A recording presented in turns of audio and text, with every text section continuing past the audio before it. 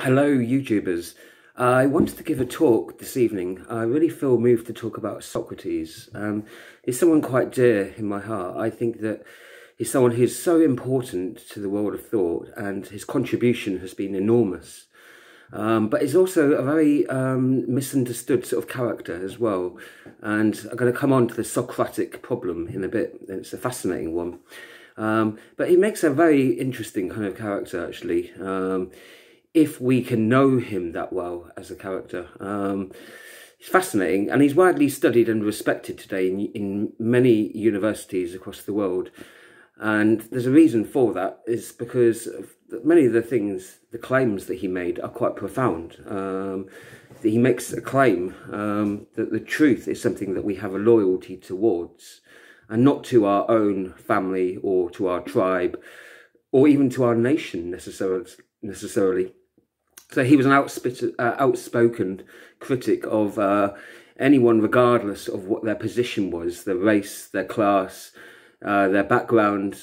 He wanted to know their essence of who they were as a person. And he thought that that could be borne out by their conduct and how they treated others and how they decided to react in different situations. I suppose you could say you will know their fruits, you would know their tree from their fruits. That sort of thing. But I think that he's very, very misunderstood in many ways. And the Socratic problem, in essence, is this, that he wrote nothing, or at least there's nothing of his written that is still available. In fact, he didn't believe, allegedly, in writing to people, because he thought that that was a dead way of communicating. I, on the other hand, disagree with him on that. And I think it's a good way of preserving information for the future and for a later reference. But he really privileged the spoken oral tradition over the written word, which does go back to ancient Greece. You know, there were many of his students that their thoughts and records are there to look through, from Aristotle to Plato and various others. And they all wrote about their teacher. And some of the time they wrote very similar accounts, and other times very differing accounts. And so I think that that is a very hard thing to know who the actual person was, especially when the various accounts of his students occasionally, at times, contradict each other. You know, he's often portrayed in one light and then by another author in a different kind of light. And you wonder how much of that is the bias of that particular author, or whether it's down to their own experiences, and whether those accounts can somehow be reconciled, and that he just appeared to them differently in different guises. And we can have many different relationships with people, and we can appear childlike perhaps in one capacity to one person, if that situation requires it. We could behave and act and appear very parentally to someone else, you know, if a situation requires that. So it's hard to know who he was and to really reconcile those various accounts, just because, of course, there's no one who's alive today to bear witness to that, and he's not here either. So it's quite hard to know anyone that's died for that reason, unless there is something of their own that is preserved, some written account. And even then, we can't be totally sure. You know, sometimes we write things about ourselves to exaggerate our own good points, or perhaps even to exaggerate our bad points. That can happen, of course. Or we may genuinely make mistakes as well. And I think the Socratic problem is a more general problem that we have with each other, and a problem with identity, and where we have insufficient time and experience with somebody one-to-one, and we are reliant on secondary sources for information on them, on other people's accounts.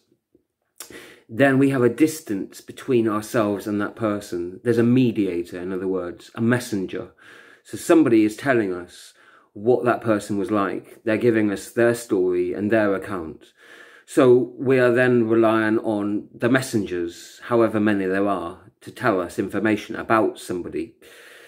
So it's not necessarily our direct experience alone with them, but also the various messengers And we have to somehow try and weigh up that. And I suppose the only real way we can do that is by assessing whether those messengers appear to be consistent and how accurate they appear to be when discussing various other issues as well. That can be quite hard to know. But Socrates has become known for that. And it's that identity problem of assessing what somebody's like without primary sources, only relying on secondary sources. That's even become named after him. The infamy of him goes to that extent. And that's because he really stressed the oral tradition. He was all about speaking with people. He didn't like writing to somebody or writing for somebody. He wouldn't have liked books in particular. And that's strange to think how much he's written about and how little he would write. But it was really his love of the oral tradition, in fact, that he saw that as far superior. Because when you're talking with someone, you're engaging with them directly.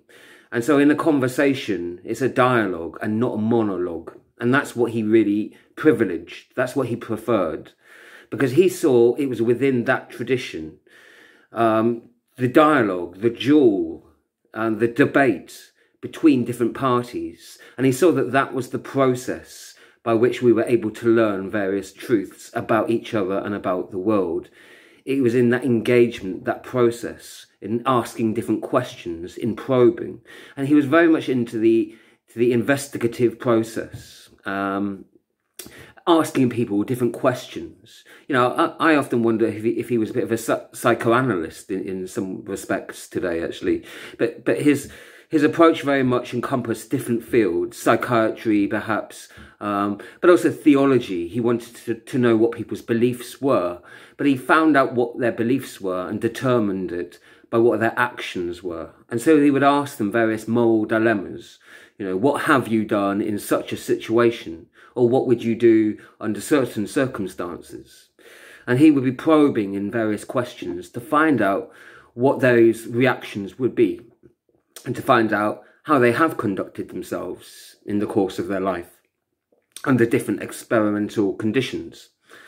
And he found that it was in probing those questions, in the question and answer response sessions, that's where he was able to elicit different answers and to very much come to a conclusion and to determine what a person was about. And very much he was like a therapist in some senses, not like a doctor so much, but he really saw people's suffering today or back then as being to do with their character and to do with their conduct and to do with their relations to other people. And very much if someone had a problem, he saw it as being a problem with their soul. And so in order to diagnose what that problem is, he needs to know how your relationships are with a variety of different people under different circumstances. You know, how are you dealing with something that's really difficult when you've been falsely accused of something? You know, how would you deal with that? Or how would you deal with, you know, a situation where your enemy has accused you of something, or where you're having to conduct some sort of relationship with someone that you really don't want to and you've really had beef with in the past, but it's necessary to work with them in some capacity. How would you deal with someone who was powerful and you disagreed with some of their, you know, some of their orders or some of their ideas? You know, how would you deal with a variety of different disputes? How would you deal with a marital affair or somebody who was a best friend? You know, would you tell them the truth? Or so how would you deal with a variety of different moral dilemmas is what he dealt with. And the responses to how people would deal with those, he was able to sort of find out based on those, based on how they had lived and their moral conduct, what the health was of their soul, you know, where their moral failings were, where their successes were, you know. Oh, he might be able to diagnose someone as being quite compassionate, you know, caring about their fellow man. They've gone out their way to help somebody perhaps who who had slandered them, or somebody who had nothing to gain. They had nothing to gain from helping them at all and couldn't afford to pay them for it. But they went out of their time, perhaps, to invest money and their time and energy into helping them nevertheless. Or somebody who was so irritable and angry and quick to anger, and that they judged someone too rashly and unfairly. And so he would look at various moral situations and the conduct of people, and therefore be able to diagnose where they've done well and where they've done wrong, and where they've done wrong, what changes, therefore, they need to make in their day-to-day lifestyle, how they need to improve their conduct. And very much it's overlapping in the field of both the theologist here, and also, of course, the psychoanalyst, the psychoanalyst, of course, examines mental health and bad and good decisions that we make. It's a very similar kind of field, really. And the theologist, of course, looks more at our relationship with God, of course, but also equally our relationship with mankind and our fellow man, and looks at it in more of a moral dimension, I suppose, than the psychoanalyst might. But his way, his inquisition of finding out people's responses directly from them, that overlapped both fields in that sense. Because back then in ancient Greece, people believed in a variety of different gods. And so their belief system would govern, to some extent, how they live their lives. And that would be the underpinning to sort of how they negotiated various moral dilemmas, perhaps. And how they get on, of course, with other people that have differing beliefs, That's a big part of that too, of course. And one of the big aspects of Socrates was that he believed in giving free talks. He didn't charge people for the talks. So he didn't believe in teaching for money, in other words.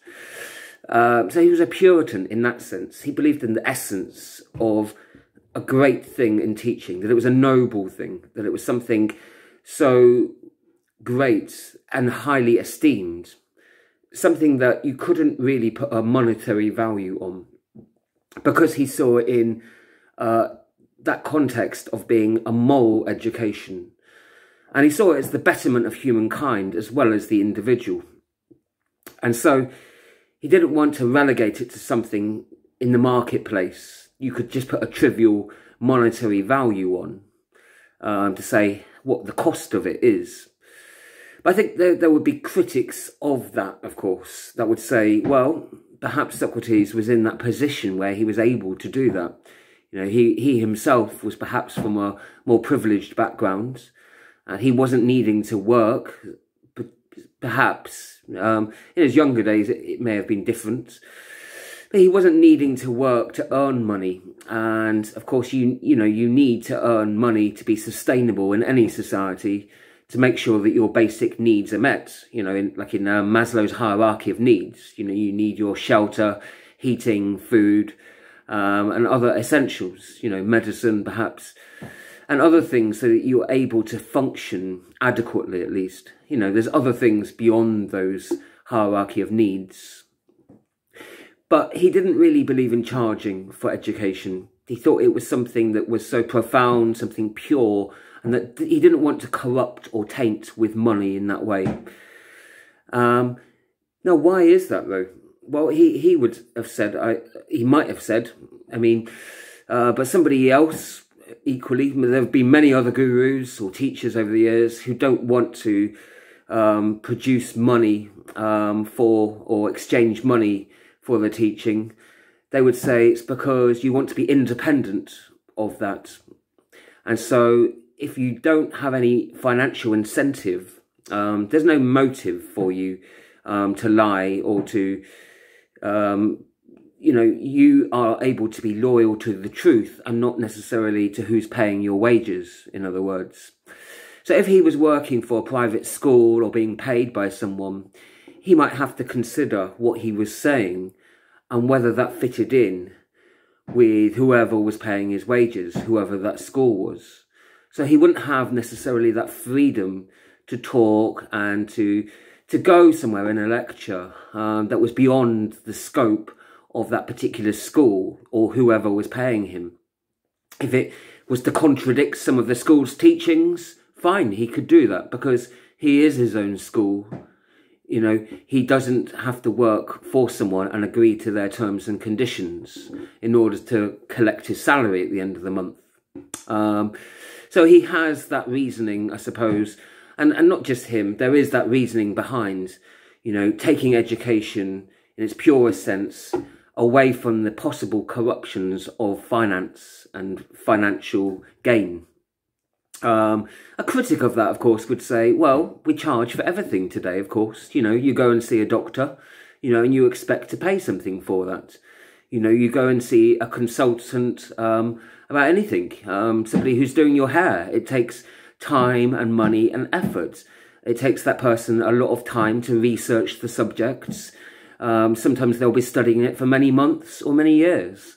For a doctor to look into and examine in a particular condition that you've got, they can spend hours upon hours researching, going to libraries, reading various reports, organising tests to be sent off to laboratories, and it all costs money. And it's fair enough to pay, to charge a reasonable amount to any patient. And I think a teacher might say the same, that if you are teaching something and it's taken a long time to study those things, you might reasonably expect to charge a certain amount for that. You know, in terms of private tutoring, you would expect to pay something to cover the teacher's overheads. And you might expect to pay for anything else that's required, field trips to go off and study a particular area or scene or something, or particular books that might help you, or equipment that might be necessary. So there might be other costs as well as the actual labour in terms of the energy of the individual investing in it. And so you might say, why should teachers at all be freed from the worldly ways? And to survive and be sustainable in the world, you have to have some income. You have to be sustainable, unless, of course, you have substantial enough savings to afford you that position where you no longer have to charge. So some critics of Socrates giving away his teaching for free would say, well, that's fine for you and the others that perhaps are able to do that because you're in a position to do that. And they might even say, well, you should make good use of that position because you're able to be financially independent and therefore your teaching is therefore able to be more independent too. That's not to say that eliminates any risks that you would have in teaching, despite the fact you might be able to be relatively financially sustainable. You might still say things in the teaching that might provoke or upset other people, sure. And his method of that sort of dialogue with other people and of probing people morally and of trying to determine whether they are actually achieving their best morally, what their shortcomings are, and what anyone can improve about their moral conduct. You know, and that's bound to upset some people. Of course it will. You know, it probably would upset me if I was told my moral shortcomings and how I need to improve myself and how far I have fallen from my potential. But I would hope somebody might tell me just a few of the virtues and that I'm not completely bad and that there might be some hope at least for me, and that with enough perseverance that it might be possible to actually achieve some realistic goals of improvement. But I think there is something to say about having that independence of thought. And I think that if he was in that position, not just financially, but also in terms of having a prominent position, of having some influence over other people, that he was listened to, and he was born into some sort of notoriety, so he was able to have that position.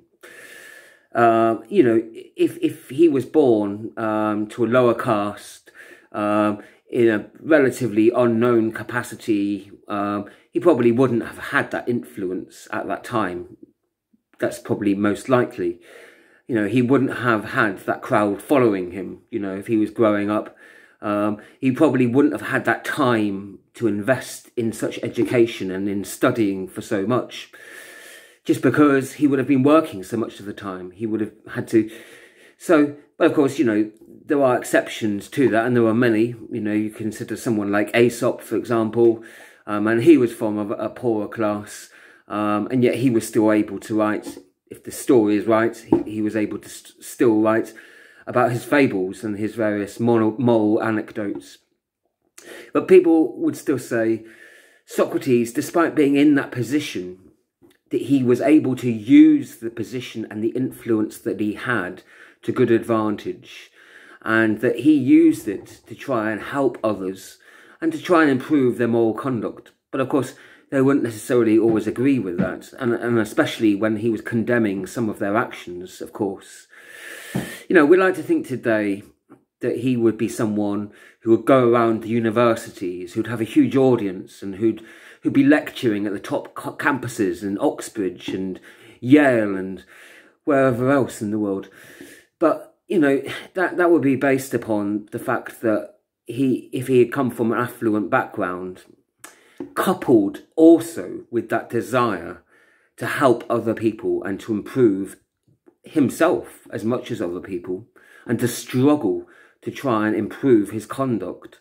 And that involves admitting to your own faults as well as seeing other people's. So it's possible, if he had been born in those kind of conditions, that he might be. But I think even if he was, I think there's a good chance that he'd be giving lectures that would upset people and provoke them still. You know, he was an outspoken critic of the Greek government at the time and their wars against the Spartans. You know, he described them as being extremely wasteful and a real loss of resources, but especially of people, that it was an unwinnable war, and that really he described it as an immoral one, and but his way of viewing things was really to say that actually all of this is down to ignorance. That when we harm other people through our actions, when we fight other people and there's no good or genuine reason for it, we're actually harming ourselves. And so that's the kind of reasoning that he would say, that the value of your soul is depreciated at that point. You know, who you are as a person, you know, is lesser than you could have been. You're not fulfilling that great potential that you could be. And he, of course, won himself many enemies at that time, people that did believe in the war, you know, in the Greek-Spartan War. History, of course, proves him right on that, of course. You know, it was a terrible war with great loss of life and destruction. And it was something that, you know, hurt vast numbers of people, including the people that were involved with it themselves. So he was quite right to be an outspoken critic at that time. But of course, back then, many people wouldn't have agreed with it. And I really think today, you know, if he was around, he'd be just as outspoken, and he would be speaking out about various other wars today. I'm sure he would be. And I'm sure he would be just as unpopular and just as disliked today, in fact. And he'd be saying, you know, that the various US foreign policy wars are not actually helping anybody, and that they are creating a lot more hardship and a lot more mistrust and hatred in the world. And that really we need to look for other solutions to help people in the world. And he'd be, I'm pretty sure, an outspoken critic of that. And whilst he might have some people supporting him, and that there'd be other people that would very much be against him and have very different views on it. And so I think in that modern context, I'm not sure if he would be liked and would have that same appeal he's got now. It's quite easy to like someone when they're dead, isn't it? Because they're not here to argue back with you, and they're not here to point the finger directly in person, and they're not here to be critical of your policies. And so it's very easy to sort of posthumously love someone because they're not here to be angry or to be condemning or judgmental or provocative. And so if he was alive, I'm sure he would be engaging and just as critical, just as vocal.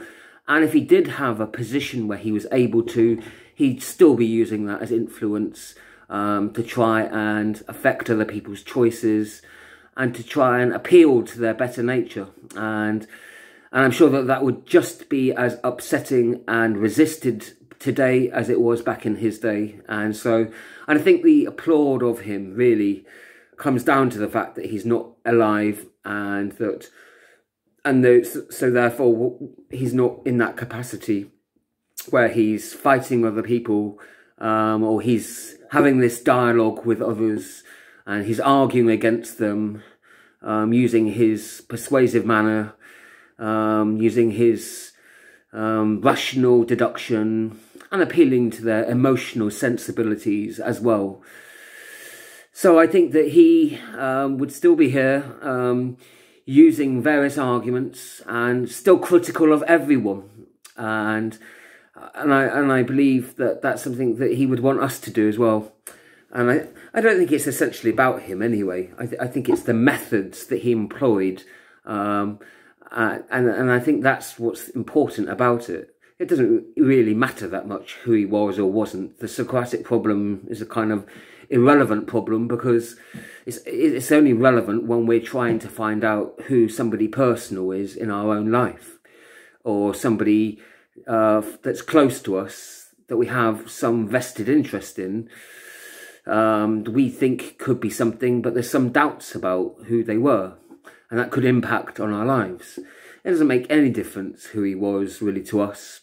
But what does matter are the various methods through which he was able to discuss things with people, that investigation of probing people, of asking different questions openly of their conduct, and trying to look at it rationally, and trying to examine how they can better relate to people, and also of applying those moral standards consistently to different people, regardless of what their beliefs are in God, or what racial or class, what their gender is, regardless of that, indiscriminately trying to apply the same standards to different people, and trying to look at it from a non-biased point of view, trying to shred ourselves of all those biases that we've accumulated over the years. So I think it's a fascinating kind of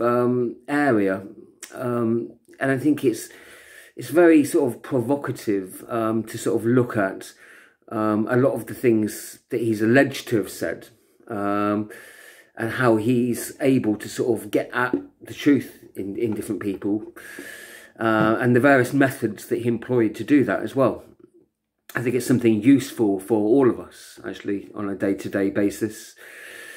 And I think really it's something that we all do and we can all benefit from. And I think we all naturally want to resist being examined forensically and have all of our faults paraded and known openly. I think it is something that we are guarded quite understandably about, because no one wants to be exposed and wants to be known for having anger issues, or having depression issues, or being selfish, or struggling in a variety of different ways. Nobody wants to think of themselves like that. But at the same time, we want to be honest with ourselves, and we want to try and, as hard as any process is, we want to try and find that honesty, because if we can't be honest about our faults and our problem, we're not going to look for a solution.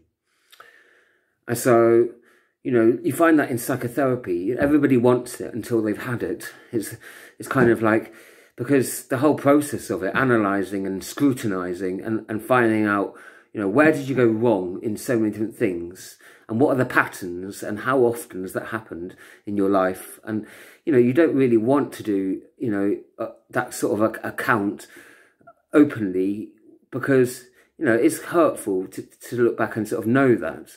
I suppose it's remedied in a sense where you can at least say, what were the positive things that you did as well? Where have you succeeded in your life? You know, where have you shown good restraint, and where have you persevered under difficult situations? You know, so you might balance that by looking at where somebody's also done quite well, as well as where they've done badly. But if we don't try and do an honest examination of where our moral failings are, we're not going to be able to say easily how we can improve our conduct. We're not going to make any agreements that are binding to anyone to say, yes, I can see that was wrong and I agree to try and improve my conduct and not do that again.